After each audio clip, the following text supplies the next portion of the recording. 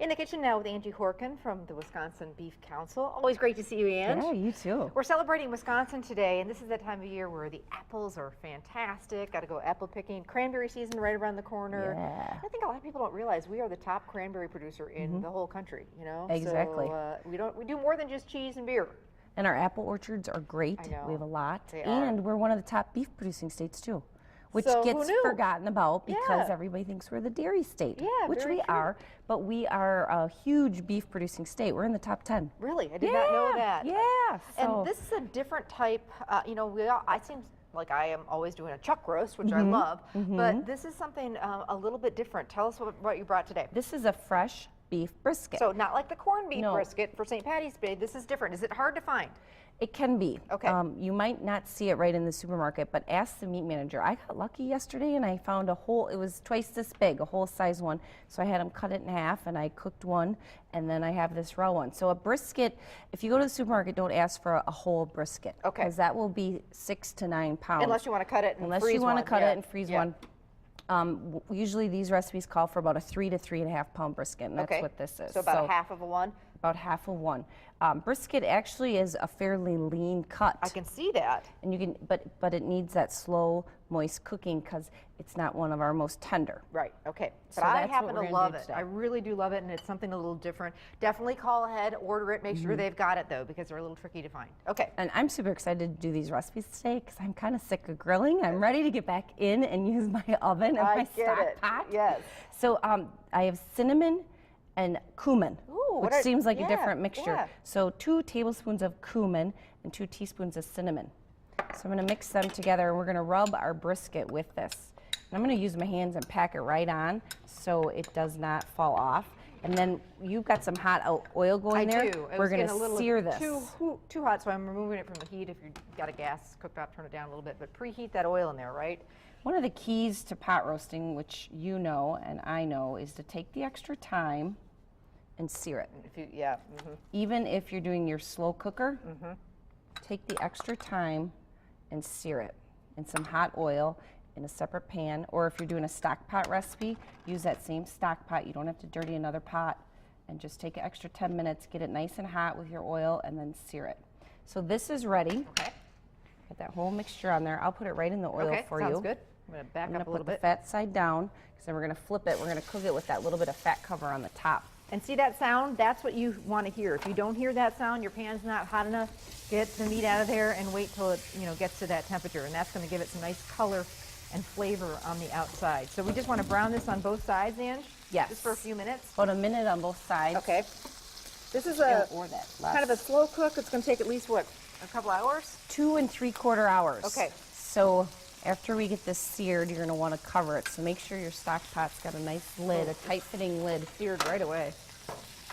And when you're simmering for that Look at that. long of a time, oh, that looks awesome. You don't want to boil this for 2 3/4 hours. That will reverse the tenderization process. Got it. It will make it very tough. Okay. So a nice simmer. Okay. So keep an eye on it, get it to your right temperature, and then it should be fine. Just low and slow once we get the sear on it. Okay, so now what are we making? Well, you're going to add apple juice. Okay, right to this pan. Right that's to that after it's been pan. Seared, okay. And that's what it's going to simmer in for 2 3/4 hours. And then garlic, a lot of garlic. It calls for 2 tablespoons of garlic. Yum. That's going to be our flavors for simmering this brisket. So then we'll put the lid on, 2 3/4 hours. Okay. We'll do the old swapperoo here. So this is our roast. And then we're going to add, after 2 3/4 to that pan, we're going to add our apples. Okay. So I've got some great Wisconsin Fiji apples, and then Red Delicious. That one wasn't so great. Oh. So we'll do another one. Got a bad apple in the bunch. Happens every once in a while. Oh no. Now Anne's singing. So basically you just kind of slice them up. Yeah. You don't need to even peel them. Just Nice very coarse rustic. chop. Perfect. Okay, so recipe calls for about 4 apples. We'll just do one Calls for now. 4 apples. Okay, so we'll get those. This is into the one that's simmered for at least a couple hours at this point, correct? So this is kind of, you put it in And toward then the end. after you put your apples, and then we're going to add our dried cranberries. So about a cup of dried cranberries. Okay. Then another 20 minutes. Put the lid back on, Okay. simmer another 20 minutes, and Okay. your apples will soften up, and your brisket should be fork tender. Look at So this. Oh. when it's fork tender, you can insert a fork and easily remove it. That means it's done. It's, I mean, literally, it is gorgeous. Let me get some tongs. That's one. Yeah, I'll get some clean ones. Put the brisket right on I there. mean, if you can see, it's like a pot full of fall here, you know, with the apples and the cranberries on top, and just something different. You can leave the apples in if some come out, that's fine. Then I'm going to give you this. I like the fact that we used a couple different types of apples too, so that it's going to look pretty. Okay, so now we're going to. So then we're going to thicken the apple mixture, Okay. the apple juice, garlic, apples, cranberries, with apple juice, some more. Okay. And then 2 tablespoons of cornstarch. Okay. Make a little like apple gravy kind of thing. Yeah. So we got a lot of like, it's savory, but it's got a little sweet with the apple. A lot going on. Garlic in there, the cumin.